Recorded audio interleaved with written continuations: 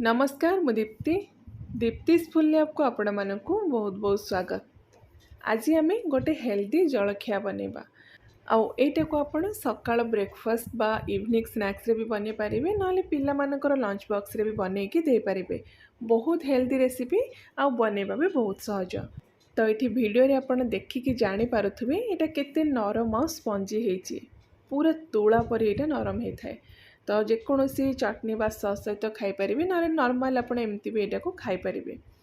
तो बिल्कुल भी स्किप करंतुनी वीडियोटी को शेष जाए देखंतु। जदि रेसिपी पसंद आसुची वीडियो को लाइक और शेयर कर दियंतु। तो ये जो जलखियाटा आम ये मुग डाली रे बनैबा ये चोपा छड़ा मुग डाली मु गोटे कप नहीं जेकोसी गोटे जगार आप मापिकी नेबे ता सहित जेतिकी आपण मुग डाली नेबे तार 4 भागरु गोटे भाग माने 1/4 कप मुझे नहीं चूड़ा गोटे कप मुग डाली रे 1/4 कप आपण चूड़ा नेबे। तो एबे आम ए पानी देकी ताकू भल भाव एमती हाथ में रगड़ी 3-4 थर धोईदबा जहाँ भी अपरिष्कार जिनस थी सब बाहरी जीव। आउ एठी ना मु चोपा छड़ा मुग डाली यूज करिछि आपण जदि चाहिबे चोपा लागिथिबा मुग डाली भी नहीं पारिबे। तो ये भल भाव मु डाली आउ चूड़ा को धोई देछि 3-4 थर आपण भल भाव धोईदेबे। तापर आम ए देदेबा गोटे कप सुजी मोटा दाना पतला दाना जहाँ भी अच्छे आपण नहीं पारिबे। जेतिकी आपण मुग डाली नेबे सेम परिमाण रे आपण सुजी नेबे। ता सहित स्वाद हिसाब रे आम लुण देदेबा 1/4 चमच आम देदेबा एथिरे हळदी गुंडर जो परिमाण ना ये टिके कम रहिबो।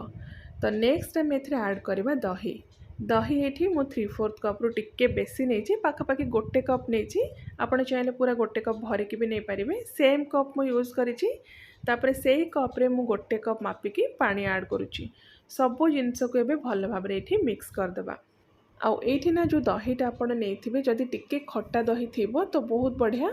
आ जदि दही आपण फ्रेश नेइथिबे खट्टा है नथिबो तो सेठी आपण गोटे छोट चम्मच लेंबू रस एथिरे मिक्स कर देबे। तो भल भाव में मिक्स कर सारा परे एटा को कवर करके मिनिमम आम 2 घंटा पई छाड़ी दबा।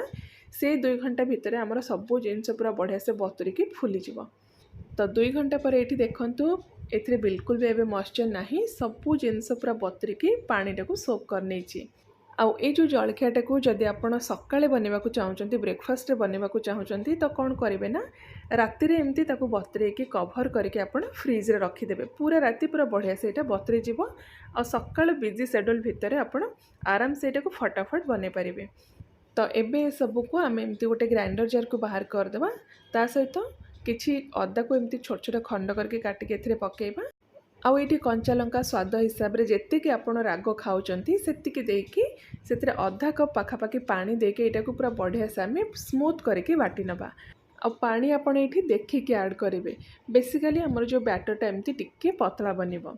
तो ग्राइंडिंग कला बेले एका संगे पानी ऐड करेंगे जेतिकी दरकार सेतिकी पानी देके आपण बाटी देबे। जदि टिके आमको बैटर थिक लागिबो परे भी आपण पानी ऐड करि परिबे।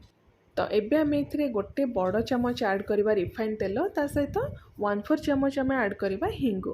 बस एतिकी जिनस दे सारा पर भल भाव ये मिक्स करदे। लुण और हलदी गुंड आगुरी आम ऐड करथिले तो ये लुण आ पकेबा दरकार नहीं। तो एमती भल भाव में आप तेलटा को बैटर सहित मिक्स करदे।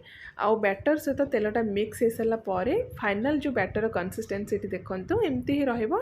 टिके पतला करके आप बैटर बनैबे बेसी बहलिया करेंगे। इन केस आपणकर बैटर टिके थिक हो जाइए तो से आप पानी अल्प किसी ऐड करके तार जो कंसिस्टेंसी को आप एडजस्ट करदे। तो नेक्स्ट यहाँ को आम स्टीम करवा। स्टीम करने ये मु ढोकलार मोल्ड नहीं ढोकलार स्टैंड नहीं। जदि घरे एमती ढोकला स्टैंड नहीं तो कौन करेंगे ना नॉर्मल जेकोसी स्टील थाली बा प्लेट रे आप स्टीम करेंगे। किंतु स्टीम करने पूर्वर भल भाव में भितर आप तेल एमती ग्रीस करदे। तो एबे आमे जेतिकी बैटर आमको ये दरकार सेतिकी बैटर मु गोटे जगह को बाहर कर दूची माने 2टा प्लेट पर जेतिकी बैटर दरकार पाखापाखि अधा बैटर मुझे गोटे जगह बाहर कर देची। से आमे गोटे छोट चमच ऐड करवा इनो। आउ इनो पके सारा पर फटाफट आपण ताको एमती मिक्स करेंगे। ओभर मिक्स बिल्कुल भी करेंगे। आउ इनो फ्रूट सॉल्टा बैटर में मिक्स हो सारा पर ताको एमती बेसी टाइम जाए रखिबेनी। फटाफट ताको आपण तेल लगे प्लेट भितर बाहर करके ताको स्टीमर रे रखिदेबे। बेसी टाइम जदि आप एमती रखिबे बा ओभर मिक्स करदेबे से जो एरिएसनटा क्रिएट होता है दबी जीव आ ढोकला आपणकर टाण हम। तो ता ऊपर ये देखते किसी काश्मीरी लंका गुंड बा नॉर्मल लंका गुंड आप एमती टिके पकईदेवे देखा सुंदर देखा तापर ये गोटे स्टीमर मु आगु गरम करने रखी स्टीम जिते बाहर स्टार्ट होतापर आम ये जो मोल्ड को छांच को रखिकी कवर करदे मीडियम फ्लेम रे आम 12 ରୁ 15 मिनिट यहाँ को स्टीम करवा। तो 12-15 मिनिट पर ये देखूँ आमर जो ढोकला सिझिकी पूरा रेडी हो जाइए। आप एमती गोटे छुरी बा जेकोसी गोटे टूथपिक भितर इनसर्ट करेंगे जदि क्लीन आसुथिबो जानबे जे आपनकर ढोकला पूरा रेडी हो गला। तो ये देखूँ छुरी आमर पूरा क्लीन आसूची। एबे गैस रो फ्लेम को आम बंद करदे तापर एटा को टिके ठंडा होगा छाड़ीदे आ बाकी जो आपणकर बैटर रहिला ताको जेतेबेले आपणकर दरकार सेतेबेले सेथिरे इनो फ्रूट सॉल्ट मिक्स करके आपण ढोकला बने पारिबे। तो टिके ठंडा हो सारा पर ये देखो ढोकला आमर केते स्पंजी होइछि हाथ में प्रेस कले आप जानीपे। तो एबे एटा को आम छुरी साइज आपण मनपसंद सेप्रे आप काटी पारिबे। मुझे डायमंड सेप्रे काटुची आपण हिसाब से जमती आपन को पसंद रेक्टांगल स्क्वायर छोट बड़ करके आप काटी पारिबे। जेहेतु ढोकलाटा ये टिके गरम अच्छी तो काटापी टिके प्रोब्लेम होची पूरा जिते ठंडा हो आराम से आ स्मूथली आप काटी पारिबे। तो ढोकला देखते ये केते नरम होती भीतर जाली रू आप जानीपारे। तो ढोकला सबको एमती काटी सारा पर आम कौन करवा ना फ्रेश धनिया पत्र को छोट छोट खंड करके एमती ऊपर आम स्प्रेड करदे तापर आम गोटे तड़का या ऊपर मिक्स करवा। तो तड़का पाई आम ये गोटे बड़ चमच फर्स्ट तेल गरम करवा रिफाइन तेल मुझे तेल गरम हो सारा पर गोटे चमच सोरिष गोटे बड़ चमच धला राशि अल्प किछि भृसंग पत्र 4 ରୁ 5 पिंच आम हिंगु भी ऐड करवा। आठी अल्प कंचा लंका को एमती छोट छोट खंड करके काटिक ऐड करवा। कंचा लंका आपण स्वाद हिसाब से आप पकेबे। तो ये सब को टिके समय भाजीदबा और सब भाजी होगला आमर जो ढोकला उपरे पूरा बढ़िया से स्प्रेड करदबा। आउ ये जो तड़काटा ये मिक्स कर सारा पर ना ढोकला सहित साइड रे कौन सी चटनी बा सॉस दरकार पड़ोनी एमती भी आप खाईपारे बहुत बढ़िया लगे। आउ जदि आप चाहिए जेकोसी नॉर्मल चटनी बने कि आप ढोकला सहित सर्व करें।